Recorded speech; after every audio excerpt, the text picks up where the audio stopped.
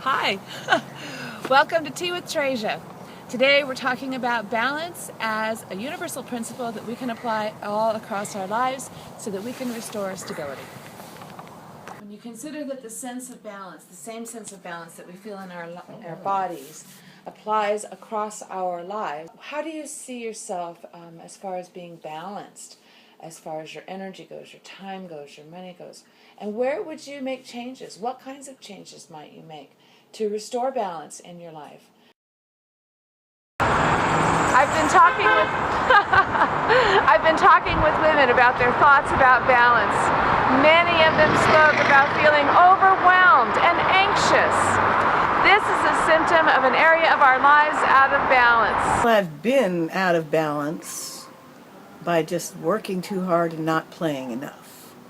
I've lately started playing cards once a week with my grandson. Time with family is a very good balancing energy. Anything else? And having a spiritual home is very important. Well, right now, work does take a lot of my time, so I make it an important aspect of every evening when I get home to just sit, check in with myself, see how I'm feeling, and then ask myself, what do I need? This is a new process for me. I just started it a few months ago, and I can already feel the difference. My heart and my mind are much more clear, and the work days that follow are much more productive. Anxiety sets off a cascade of reactions in our bodies. The fight or flight response, the adrenaline gets rolling and we're ready to jump into action. Our bodies can't tell what's causing that fear or anxiety, and it doesn't know that we're not being chased by a lion. If that high alert response stays in effect without a rest, our bodies can begin to become ill as they ask for us to restore balance. You know, for me, meditation was probably the biggest starter point. It gave me that ability to kind of connect with that inner self and connect with source. It brings me to that inner knowing place to help me personally know kind of where my life purpose is.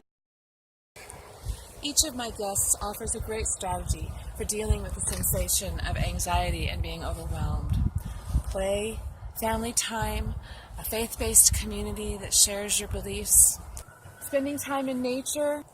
All of these tap into the parasympathetic nervous system that bring about the sensation of relaxation and well-being and promote recovery in our bodies. Daily practices like meditation, taking a walk in nature, and connecting with our source of life help us to maintain a healthy balance in our lives overall. But what happens when all of a sudden you're really angry, or you're really hurt, or you're really scared? We can use our bodies to move emotional energy and activate the parasympathetic nervous system, and I'm going to show you a few techniques on how to do that. First thing you want to do is remove yourself from any situation that feels emotionally charged. Just excuse yourself. Once you are at a place where you feel safe and okay to move around, you can just start to shake a little bit. You may feel a lot of energy getting stirred with this, and that's okay. And then you can do some patting. You're actually moving energy down through your heels, using breath, scaling body, patting it down into the earth. If the energy is a really strong burst of movement, and it can be either anger or sorrow, you can use your whole body to move that energy, but use a little bit of visualization. You can use your hands, gather that energy in, and then drop it down into the earth with intention. And as you do, you're going to use a whole foot. And do this as many times as you need to begin to start to clear your energy and feel a little calmer. As you begin to feel calmer, you can begin to focus on your breath. In the mid-belly, just a couple of inches below your belly button. Do some sweeps.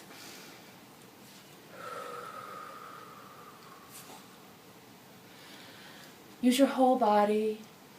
Think of it as a cleansing movement to release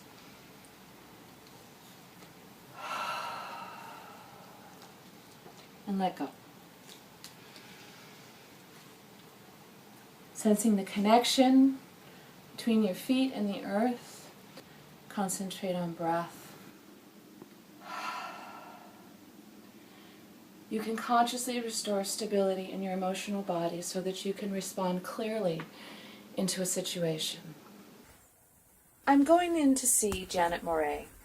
She's an acupuncturist using an ancient Chinese practice to use needles to tap into the healing energies of the body. By accessing the parasympathetic system, she neutralizes anxiety and facilitates healing. So balance is the universal principle. That's what Chinese medicine and acupuncture is all about, achieving balance. And the earth is a beautiful picture of balance because it isn't necessarily that everything is neat and orderly and even. Right. The earth herself spins on an axis. There you go. Yeah, so balance actually is much more complex than neat and even. Absolutely. Yeah. Yes. So how Yes. does that apply to Chinese medicine and how acupuncture works in our bodies?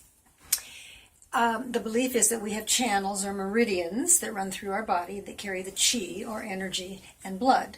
So qi in Chinese medicine, usually spelled qi, is the energy that runs through our body that keeps us alive. The energy comes into us from various sources. It comes in from the top of the head, from the heaven energy. It comes in from the bottom of our feet, which is the earth energy, balancing heaven and earth. So I think balance is being in tune, Okay. feeling stable, So balance is a sense of wellness, well-being. well-being. When we have pain or disease, basically what's happening is the energy isn't flowing freely.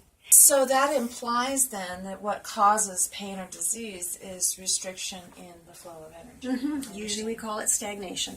And so the needles go in to help to relieve that stagnation, to open up that free flow of energy. So does it hurt? Because, Yeah. as a child, I was terrified of needles. Right. I mean, needle phobic. And I think a lot of people are curious about the practice itself. Right. The needles are about the width of the hair. It just goes strictly into the point or point combination to get the energy flowing again. And they don't go in very deeply except if we're doing the glutes, which we're sitting on right now. Oh, so you could activate glutes. Oh, yeah. Because one of the things that we've found in our movement practice is that so many women in particular, but I think men Yes. too, no activation in the glutes. Yes. And that affects everything Yeah. about the chain of movement. Comes from the spine. While I was visiting with Janet, she offered to treat my knee for some pain that had been interfering with my life. I'd say about 80 to 85% of the patients that I see, I actually treat for pain. So the two needles that I put in Trazia's ears, one is for the sympathetic nervous system. That's our fright or flight tendency. Probably a good idea. Women make up less than 20% of our congressional representatives. And it's time for that to change. Yes. It's time to run like a girl. The women's movement is calling leaders from within their ranks to address imbalances in governance.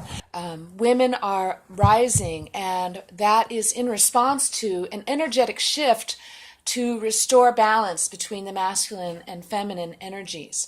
When you go back into some of the old Chinese ideas about yin and yang, there is the yang energy which moves forward and tends to be more assertive or even aggressive, and the yin energy which is more a matter of receiving and allowing.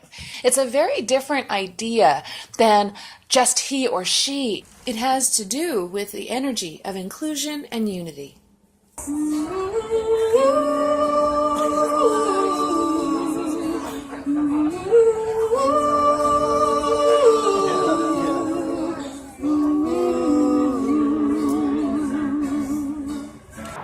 We can use examples of balance to discuss many topics: finances, economy, health and wellness.